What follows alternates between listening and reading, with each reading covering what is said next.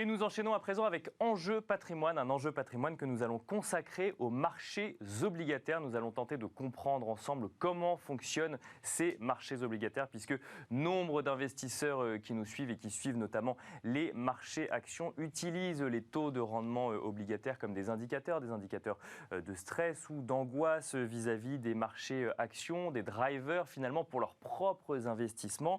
Mais comment fonctionnent ces marchés obligataires? C'est la question que nous allons poser aujourd'hui à Timothée Pubelier, spécialiste des marchés obligataires chez la Financière de la Cité. Bonjour Timothée Pubelier. Bonjour Nicolas. Bienvenue sur le plateau de Smart Patrimoine. Alors, si je vous parle d'inversion de la courbe des taux, si je vous parle de flambée obligataire et notamment sur le 10 ans US, j'imagine que c'est des termes que vous entendez toute la journée.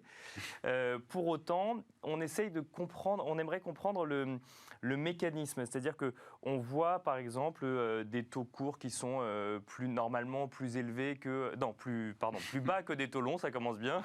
Et là, on voit finalement que cette courbe s'inverse. On parle de flambée obligataire avec un taux US à 10 ans, donc qui est le taux auquel le gouvernement américain emprunte de l'argent, qui est à 2,8% actuellement. Et on constate, ou en tout cas, est-ce que c'est la cause ou la conséquence, vous allez nous l'expliquer, mais on comprend que c'est un facteur de stress vis-à-vis des investissements sur les marchés actions, ou en tout cas le résultat d'un stress, et notamment en lien avec la politique monétaire de la Fed. Comment est-ce qu'on peut faire le lien entre les deux, Timothée Pubelier, sachant qu'il y a un marché où on achète du capital dans une entreprise et un marché où on achète de la dette?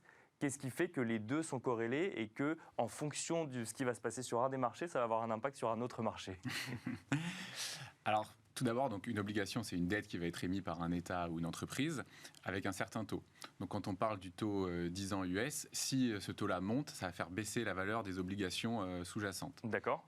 Donc, on va commencer par ce qui est inversion de courbe et pourquoi les taux ont monté.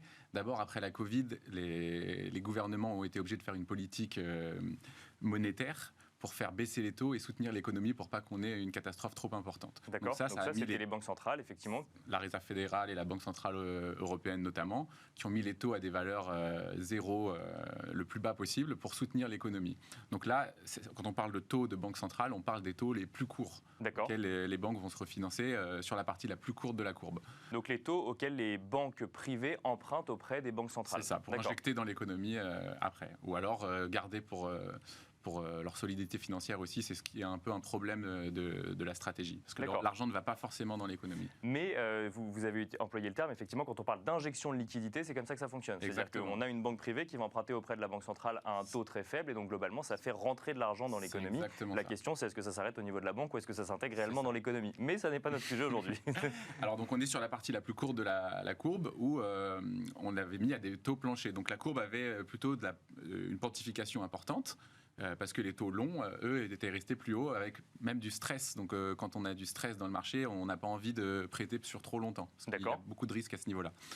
Donc ensuite, maintenant, on a eu l'inflation. L'inflation qui est très très forte. Alors juste, je reviens sur les taux longs. On ne veut pas prêter sur des durées trop longues parce qu'on a peur qu'il y ait un événement majeur ou autre, ou en tout cas que le contexte change. Plus le temps est long, plus il y a de possibilités que le contexte change et que ça revienne mettre en cause la capacité de remboursement, c'est ça? C'est ça. Dans l'obligataire, il y a deux risques. Il y a le risque de défaut, où une entreprise sera dans la capacité de payer ses coupons ou de rendre le capital au prêteur, ou le risque de hausse de taux. Donc, si on prête sur 2 jours à une grosse entreprise du CAC 40, par exemple, le risque, elle ne paye pas, il est relativement faible. Oui. Alors que si on prête sur 30 ans, on ne sait pas du tout ce qui va se passer. Si l'entreprise existera toujours. C'est ça. Si on regarde les 20 plus grosses capitalisations boursières d'il y a 20 ans, il n'y en a plus une seule qui est dans le top 20, où c'était des sociétés de l'industrie, de pétrole, etc., qui ont été remplacées par de la tech. Donc il est plus risqué de prêter sur le long terme à ce type d'acteurs. Le risque de hausse de taux aussi, sur 30 ans, il a plus le temps de se matérialiser que sur 1 ou 2 jours. D'accord. Donc là, il y a un mécanisme qui est important à ce niveau-là. Alors ça, c'était pour revenir sur les taux longs. Ensuite, nouveau facteur que vous ameniez, c'était l'inflation.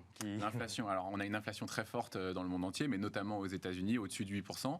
Donc, qu'est-ce que la Banque centrale, la Réserve fédérale américaine peut faire pour combattre l'inflation? C'est monter ses taux. D'accord, les fameux qu'elle avait baissé pour injecter des liquidités dans l'économie. Exactement, donc ça, c'est son arme principale, où si les taux sont à 0%, les entreprises et les particuliers vont emprunter massivement pour consommer. S'ils sont à 10%, par exemple, là c'est plus compliqué, on va arrêter d'investir, ça va ralentir l'économie, on va arrêter de consommer, ça va faire baisser l'inflation. Donc entre guillemets, on a plus les moyens de consommer, donc il y a plus de demandes, donc les prix peuvent monter plus rapidement, alors que si jamais on remonte les taux courts, globalement, ça crée un peu moins de demandes parce qu'un peu moins de moyens et de pouvoir d'achat. Ça clairement la demande, et si on les monte fort, ça peut même être un vrai coup de frein. On l'avait eu en 94, quand le président de la Réserve fédérale, Alan Greenspan, à l'époque, avait monté les taux en surprenant le marché. Ça avait créé un krach obligataire phénoménal, où le 10 ans US était à 5% à l'époque, et ils étaient passés au-dessus de 8% avec l'administration Clinton. C'est un équilibre très précaire, et il faut faire attention, c'est une arme vraiment très puissante. D'accord. Et donc là, effectivement, la flambée des taux, enfin, notamment du 10 ans américain qui est à 2,8% actuellement au moment où on se parle, s'explique par le fait que la Réserve fédérale américaine monte ses taux plus rapidement que ce qu'auraient anticipé les investisseurs. C'est ça, ou quel que soit le timing attendu, de toute façon, il y aurait eu un petit moment de stress au moment de la remontée des taux Non, c'est vraiment ça. La Réserve fédérale a indiqué qu'elle allait remonter ses taux. Elle l'a déjà fait une première fois d'un quart de point. Maintenant, on parle même de double hausse de taux. Elle a plusieurs meetings dans l'année pour monter ses taux. Normalement, c'est un quart de point. Là, on parle de double. Ils ont dit que théoriquement, ça pourrait être des triples. Donc, on dit que la Réserve fédérale est behind the curve. Ça veut dire qu'ils ont pris du retard pour combattre l'inflation. Et donc, maintenant, il va falloir qu'ils rattrapent leur retard. Et ça peut coûter cher, notamment en termes de croissance. C'est là où on fait le lien avec les actions. Si la Réserve fédérale monte ses taux trop haut, trop vite, ça va impacter la croissance, ça va être compliqué pour les entreprises, et donc baisser les actions. Et l'autre point, où c'est pour les entreprises qui sont très fortement valorisées, les taux sont une partie très importante des valorisations, des multiples de valorisation. Donc si on monte les taux, c'est très mauvais pour les multiples de valorisation des entreprises, et donc celles qui sont déjà au taquet à ce niveau-là, elles vont avoir l'air encore plus chères avec des taux plus hauts. Et forcément. D'accord, et donc c'est que potentiellement créer une sorte de survalorisation ou de bulle, ou en tout cas les investisseurs pourraient dire je n'y vais plus du fait que ça devient trop cher. D'accord. Juste taux, alors il y a différents taux. Là, on a parlé effectivement des taux directeurs finalement de la Fed qui prêtent ensuite à des banques privées. Quand on parle de taux obligataires aux États-Unis, ça n'est pas les mêmes taux. Quand on voit le taux à 10 ans flamber à 2,8%, ou quand on parle d'inversion de la courbe des taux, là, c'est les taux auxquels un État, en l'occurrence l'État américain, emprunte de l'argent, donc vis-à-vis d'institutionnels ou même de particuliers, pour ensuite financer son activité. Comment expliquer que ce soit un taux d'emprunt étatique qui soit finalement le driver du niveau de stress des investisseurs? Alors déjà, oui, il y a une différence entre ces deux taux, parce qu'on n'est pas sur le même timing. Donc en gros, le taux 10 ans, il intègre dans son prix, et vu qu'on est sur 10 ans, il intègre dans son prix les prochaines hausses de taux qui vont arriver cette année sur les taux directeurs. D'accord, parce qu'il va y avoir une incidence dessus. D'accord. C'est ça. Donc là, par exemple, dans le 10 ans US, à 2,8%, il y a un peu plus de 9 hausses de taux qui sont dans le prix déjà. Donc si la Réserve fédérale fait moins de 9 hausses de taux en 2022, par exemple, ça fera baisser le 10 ans US. Parce que 9, c'est acquis, c'est déjà dedans. D'accord. Okay. Alors même qu'elles n'ont pas encore eu lieu, elles sont déjà intégrées, parce qu'on sait que là on parle sur un horizon 10 ans, et on sait que dans la prochaine année, il y a déjà 9 hausses de taux à arriver. D'accord. Exactement. Et donc le 10 ans US, c'est le point de base de n'importe quel prêt pour les entreprises. Pour un prêt d'une entreprise sur le marché obligataire, on va regarder, si c'est un prêt à 10 ans, on va regarder le 10 ans US, et on va rajouter une partie pour le risque de crédit, notamment de l'entreprise. Donc si le 10 ans US monte, ça fait monter le coût de l'emprunt net de toutes les entreprises américaines. Donc le coût de leur dette va être plus important, ça va être plus compliqué d'investir dans des nouveaux projets. C'est la base de leur développement et de leur financement. Et alors pourquoi est-ce qu'on assiste actuellement à une inversion de la courbe des taux ? Pourquoi est-ce qu'on voit que les taux courts sont plus élevés que les taux longs ? Justement parce qu'il y a ces hausses de taux à court terme qui viennent gonfler les premières échéances. Oui, c'est ça ? En fait, l'impact le plus important sur la courbe obligataire en ce moment, c'est qu'est-ce que va faire la Fed sur ses taux directeurs. Les taux directeurs, D'ailleurs, c'est-à-dire que dans un autre contexte, il pourrait y avoir d'autres impacts, mais là, on se concentre essentiellement sur celui de la Fed. C'est ça. D'accord. C'est ça. Okay. Et du coup, elle agit sur les taux les plus bas, les plus courts de la courbe. Donc aujourd'hui, les taux les plus longs vont pas vraiment être impactés, et les taux courts vont monter. Donc là, on a un aplatissement qui se fait et qui peut aller trop loin et aller jusqu'à inverser la courbe. Donc ça, historiquement, ça a été un très bon indicateur de récession, notamment sur la courbe 2 ans contre 10 ans, où le 2 ans va coûter plus cher à une entreprise que du 10 ans. Si on réfléchit sur un prêt immobilier, ça n'a pas de sens. Mais ça peut être un facteur de Ça devient stress. plus risqué d'acheter, enfin plus risqué, je sais pas, mais en tout cas, ça coûte plus cher d'emprunter sur une courte période que sur une longue période. C'est ça. D'accord. Oui, parce que si on regarde par exemple le taux US à 30 ans, finalement, qu'il y ait une hausse de taux, enfin une ou plusieurs hausses de taux de la Fed aujourd'hui, ça n'a pas d'incidence sur les 30, enfin, ou en tout cas, on a du mal à visualiser quelle sera l'incidence. Et même une hausse de taux trop forte des taux courts, ça va aller ralentir l'économie, ralentir l'inflation, et du coup, au niveau des taux longs, ça peut aussi les calmer. D'accord. Parce que si l'inflation monte, la croissance monte, il peut y avoir une boucle saine où la croissance monte, les taux longs montent, et l'inflation monte, et tout ça en même temps et ensemble, et ça peut être un cercle vertueux.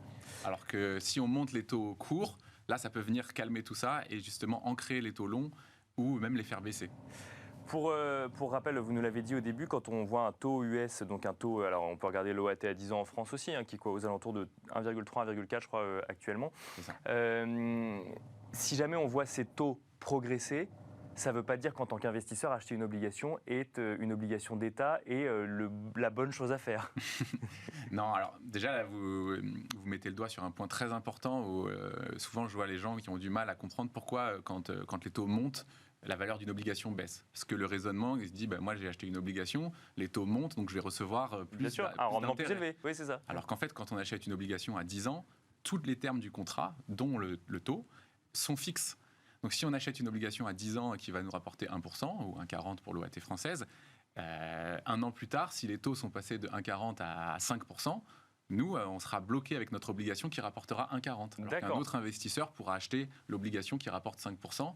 Et donc, la valeur de mon actif devra baisser parce que le prix, ce sera la variable d'ajustement pour qu'on soit toutes choses égales par ailleurs. D'accord, mais ça veut dire que là, concrètement, c'est quand même plus intéressant d'acheter du 1,40 aujourd'hui que du 1% il y a 2 mois, par exemple. C'est ça, donc il faut... En fait, c'est un pari sur l'avenir. Est-ce que les taux vont être plus bas demain ou plus haut Mais d'accord, donc en fait, il faut systématiquement prendre en compte le contexte économique, si je comprends bien, parce que la valeur de mon obligation va dépendre finalement du contexte économique et donc de ces fameux taux qui eux-mêmes dépendent des taux des banques centrales. En fait, il y a une autre caractéristique assez importante sur les obligations qu'on a tendance à oublier un peu parce qu'on souvent compare à un prêt immobilier. Bien sûr, oui. Une grosse différence, c'est que les obligations, elles font l'objet d'une cotation en bourse. Donc une fois qu'on l'a achetée, ou la première fois qu'elle est émise, sur ce qu'on appelle le marché primaire, après on va aller sur le marché secondaire, où chaque seconde, il y a une cotation en temps réel. On peut revendre son obligation. On peut revendre son obligation. Si on achète une obligation sur 30 ans, chaque seconde, il y aura un prix différent. Donc le métier d'un gérant obligataire, par exemple, c'est d'acheter et de revendre la dette sur les marchés financiers. C'est pas forcément d'acheter à 10 ans et on la garde 10 ans. C'est on achète à 10 ans. Après, si la solidité financière de l'entreprise s'est améliorée ou si les taux ont baissé, ça veut dire que la valeur de l'obligation va monter. On peut la vendre, faire une plus-value en capital et la réinvestir sur une autre obligation qui elle-même peut-être a déjà 5 ans d'existence. Donc c'est vraiment un marché, c'est comme les actions, sauf qu'on échange de la dette au lieu d'échanger des titres de propriété. Pour bien comprendre, aujourd'hui sur l'OAT 10 ans, donc l'OAT 10 ans en France, nous sommes à 1,30, 1,40. Si demain ce même taux passe à 1%, la valeur de l'obligation que j'aurais achetée aujourd'hui va monter et donc je vais pouvoir la revendre plus cher sur le marché secondaire puisqu'elle apporte quand même ce rendement, est un rendement plus élevé que celui qu'on aura dans 2 mois, mettons par exemple. Enfin qu'on pourrait, c'est complètement hypothétique. Mais... C'est ça, moi si j'ai cette obligation qui me rapporte 1,40 tous les ans, pour le même prix, quelqu'un, si le taux est passé à 1%, pourrait payer le même prix, mais lui avoir juste 1%. Donc si moi je veux échanger nos obligations, forcément je vais avoir besoin d'avoir une compensation financière pour annuler le différentiel. Alors, on n'aura pas le temps d'en parler, on n'en a pas du tout parlé, mais on va peut-être juste dire un petit mot. On a parlé d'obligations d'État, et c'est exactement le même mécanisme pour les obligations d'entreprise. On peut les acheter, les revendre, pareil, sur des marchés financiers, et on est sur exactement le même mécanisme. C'est ça. Ce qui est assez intéressant pour un particulier qui voudrait acheter des obligations, c'est qu'il a l'occasion unique de remplacer son banquier. Il peut octroyer des prêts à des entreprises. Ça va pas leur plaire, mais... Il peut octroyer des prêts à des entreprises, choisir ses dossiers, ou à des États, comme on l'a dit. D'accord. Mais donc, je peux choisir demain une entreprise que j'aime bien, lui prêter de l'argent. Donc, si j'achète une obligation à 100 €, en fait, je lui fais un prêt de 100 €. Je reçois les intérêts, c'est ça, qu'on appelle les coupons. Et à la fin de la durée du contrat, si c'est sur 5 ans par exemple, je récupère ma mise. Donc, c'est un moyen pratique d'avoir des cash flows stables et sécurisés. Parce que, à part s'il y a un risque de défaut, qui arrive assez rarement, surtout pour les entreprises de haute qualité, je vais avoir mes cash flows, je sais à combien ils seront. Et à la fin de la durée du contrat, je récupère ma mise de départ. Et alors, très rapidement, il vaut mieux du coup faire que du court terme que du long terme ou ça dépend vraiment de sa stratégie? Ça dépend de la courbe des taux, de la pente. Aujourd'hui, on a une pente très plate, donc forcément le court terme est plus intéressant. On va être bloqué moins longtemps, on a moins de risques. Mais par contre, si la courbe est vraiment avec une pontification importante, on va avoir un rendement beaucoup plus important sur du long terme que sur du court terme. Donc la réponse change en fonction de la forme de la courbe. Merci beaucoup Timothée Pubelier. Je rappelle que vous êtes spécialiste des marchés obligataires au sein de la financière de la Cité. Et merci à vous de nous avoir suivis. Je vous donne rendez-vous demain à 13h sur Bismart pour un nouveau numéro de Smart Patrimoine.